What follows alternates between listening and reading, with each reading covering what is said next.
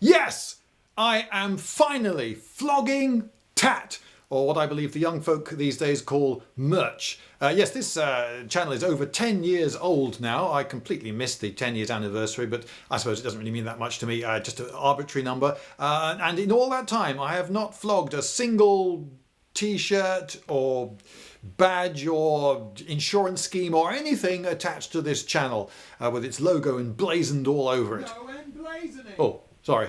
Anyway, so you may be relieved or totally uninterested to learn that now tat is available at www.lindybeige.uk. Go to the shop section, and so there you could, for instance, find this t-shirt which is beige and written on it in beige the word beige. Or if that's a little bit too obscure and you think that not many people will get the joke, you can have a beige t-shirt with the word Lindy written on it in beige. Or if that's still a little bit too obscure, you can have a beige t-shirt with the new logo on it, which says Lindybeige, says the whole name with twiddly bits top and bottom. And this new logo was designed by yours truly. That wasn't actually the plan. We got a professional designer of this sort of thing, only he came up with, I felt, somewhat inappropriate designs. Sans serif fonts? Sans serif fonts? I mean, just, you know, this channel is just festooned with serifs. Look at these captions here. I mean, look at the serifs on them. Serifs make the world better. Anyway, so I got on with designing it with myself. I went through quite a few iterations and ended up with this. And you can see that it's got dragons, and dragons are good, and spears. We like spears. And it's got scrolls on it, suggestive, I'm hoping, of history and knowledge or something. And in the centre at the top there, you've got one of these rounded collared shirts. So there you go, and lots of twiddly sort of Brock twiddly bits and twiddly bits as well. They're good, aren't they? Right, so it's got the new logo, and you can have it large in the centre of the chest, or you can have it smaller, more discreet, sort of over one where a pocket might be, if that's more to your taste. What else we got? We've got one that says, "Does anyone here speak British?" with a picture of Stoke Mandeville. That picture, incidentally, I was just thinking about it. I think that picture was taken about 18, 19 years ago. Anyway, so does anyone here speak British? Another one is useless in battle, boom, stamped on with a fire arrow, you see, for people who watch this channel and perhaps will actually get the joke. So because I believe that obscurity is quite popular with the young folk. So it's not just t-shirts, we also have the Lindybeige mug available in a sort of pale creamy beige, in the words Lindybeige with a new logo written on one side, and on the other in beige again is beige. And it's got everything. It's got serifs, it's got an ellipsis. So there you go, there's a mug available. And badges, or what the Americans call pins or buttons, I believe. We have a set of 5, and they've got the new logo and the channel logo with me in a fez pointing dramatically in a moon, and Stoke Mandeville again, and a silly slogan about beige, and the rant head. So there you go, set of 5 Lindybeige themed badges, which may be of appeal to some of you. We've had, I'm afraid, some supply problems with the Lindybeige shovel, and so far people keep asking me, the Lindybeige tank, still not available. It's still definitely a project for the future, although there is a proposed design involving the tank, which is the tank. You see, apparently this is a pun which works in America, where they call this sort of garment a tank top. Unfortunately, in Britain, the pun doesn't work nearly so well, because for us, a tank top is something that was very popular in the 1950s, but not so many people wear anymore. It's a thick woolen garment, like the insulation of a water tank. You see, I think that's why we call them tank tops. But anyway, there's the tank. Which you might like, and if you do, then perhaps you should let some people know, and then we'll all start producing it. But for the moment, I don't think that one's available. It's just a project for the future. But something which is not a project for the future, okay, because I have to draw the line somewhere, is this. Okay, this is not going to be a thing. Don't ask for these, because these are not going to be a thing. A black, I don't know, sort of heavy metal-esque American rounders hat with my logo along. This is not going to be a thing. Don't ask for it. Okay, I have to draw the line somewhere, and I can tell you that I draw it a long way in front of that, because that's just barbarism.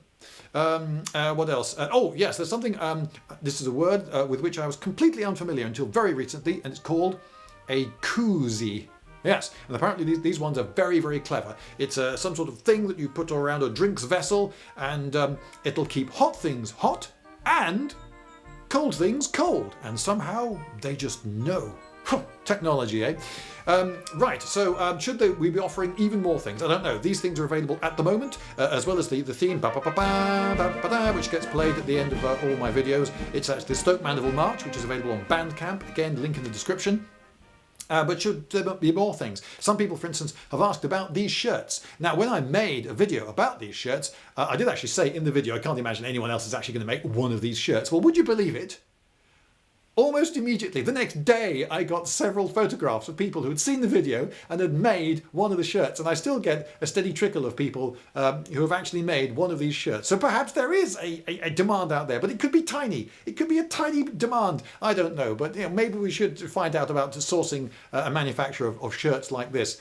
But would that be worth it? I don't know. Could be a lot of difficulty for us. But if there's a huge amount of demand, well, we will respond to that demand. But how do we get to know about the people who are watching the videos? Well, you see, I have a number of problems about getting to know the audience, because I look at the analytics, which is available through the YouTube software, and I see all sorts of graphs of demographics and so forth, the ages and nationalities of the people who are watching my videos. But it could all be tremendously misleading, because a very high proportion of people will click away from a video in the first few seconds. Now, the graphs for audience retention on my videos are quite gratifying, in that there's the steep decline which everyone has at the start of a video, but after that it gets quite flat, and it seems that people who start watching one of my videos generally make it to the end, which is rather nice. But who are those people who are clicking away immediately? See, it could be that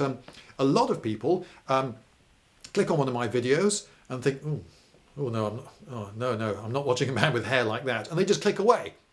And yet those people get logged as one of my viewers. And so when I look at my demographics and so forth, it could be that there are loads of people from such and such a country who apparently are watching my videos, but no, they're all clicking away because that is a very hair like this intolerant country. So I'm actually not appealing to that audience in the slightest. Now, according to Google demographic data, 3% of you, my viewers, are women.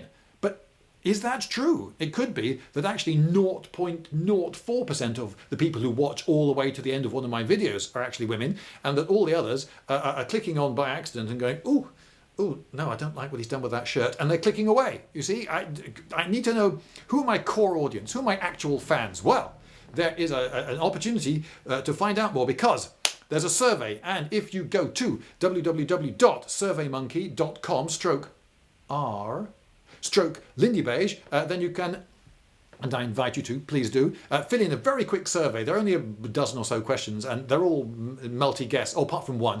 And so it shouldn't take you very long at all to fill in. And you'll notice that about 4 of the questions are of interest to sponsors. You see, sponsors want to know who the people who are actually watching my videos. The people who are so keen on the channel that they might actually go to the effort of, filling in a quick survey, for instance. Well, are they rich, educated people who travel a lot because we're selling that sort of product, or are they some other sort of person? Well, so we want to know who are the people who are actually, investing time and effort and love in these videos. So if you do fill in this survey, that'll be something that'll be useful to me, and then I will be able to get my audience. I will get to know my audience that little bit better. And so, at least in theory, I should, in the long run, be able to make videos that are less objectionable to that audience. So there you go. It's win-win. Please fill it in. There is also a space at the end for you to write whatever you want. But please don't write reams and reams. Don't write scads and scads. Don't write a novel, because somebody has to read this stuff.